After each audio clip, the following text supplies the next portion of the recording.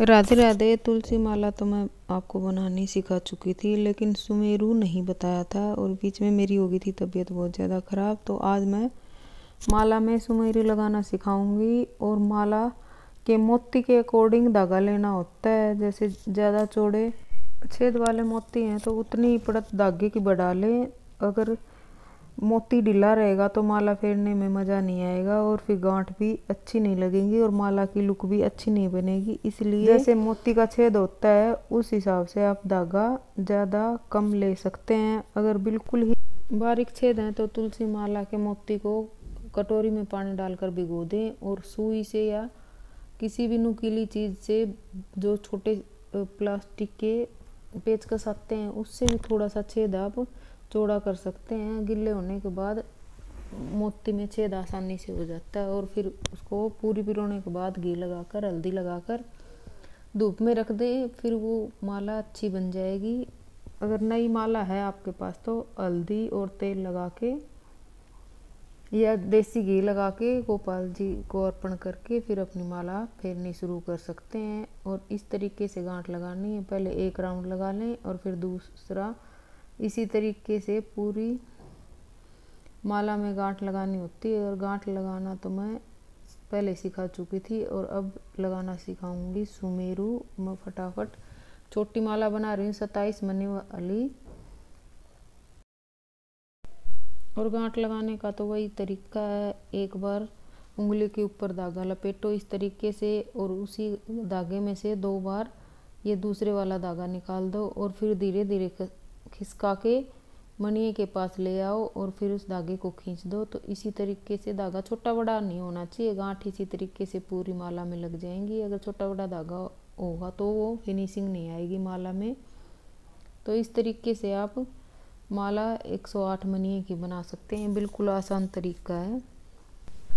ये मैंने छोटी माला बनाई थी 27 मणियों वाली, 26 मणिये और लास्ट में सुमेरु 27 हो गए थे। तो काउंटिंग में 27 मोती की माला बनाई थी। तो चलिए, ये लास्ट मोती है और जो दूसरी साइड से मोती था उधर की साइड से मैं गांठ लगा लेती हूँ और इसके बाद लगाऊंगी सुमेरु।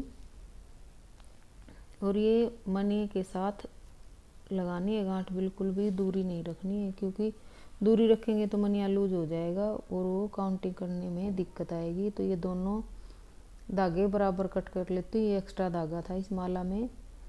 और इस तरीके से दोनों धागों को खींच के और दोनों धागों को मिलाकर अच्छे से, और धागे के बड़े वाले पार्ट को मैंने कट कर दिया था। और इतने चौड़े छेद वाला मोती है और इस दोनों धागों को मिलाकर गोल गोल कर लेना है, पानी लगाकर गोल गोल करना है।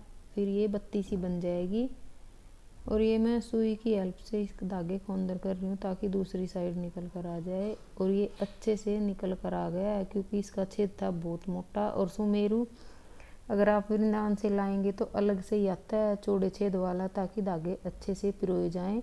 और इस तरीके से ये मैंने मोती को पिरो लिया है। और ये एक्स्ट्रा धागा जो कट किया था ये 2 उंगली के ऊपर लपेट कर ये सुमेरु के ऊपर बांधूंगी।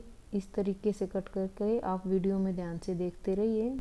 माला के एक साइड जो एक्स्ट्रा धागा था वो मैं कट कर चुकी हूँ। और जो सुमेरु के ऊपर धागा मैंने बड़ा सा रखा था उसमें भी मैं 2 गांठ लगा दूंगी। और जो उंगली के ऊपर धागा लपेटा था उसमें गांठ बांध दूंगी और फिर उसके बाद मैं कट करूँगी। फिर दिखाती हूँ सुमेरु कितना सुंदर माला के साथ सेट हो जाएगा। और अच्छे से टाइट करके गांठें लगानी है, लूज नहीं छोड़नी है बिल्कुल भी।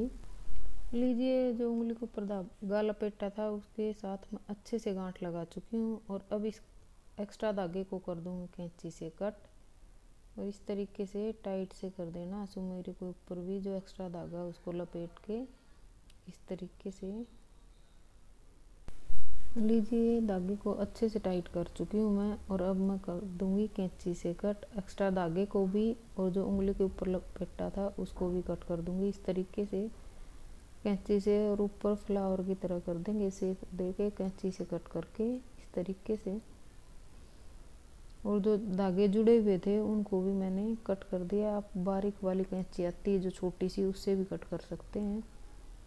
ये देखिए कितनी सुंदर माला बनकर तैयार हो गई है और बहुत ही सुंदर सुमेरु फिनिशिंग के साथ लग गया है। तो चलिए मिलते हैं अगली वीडियो में।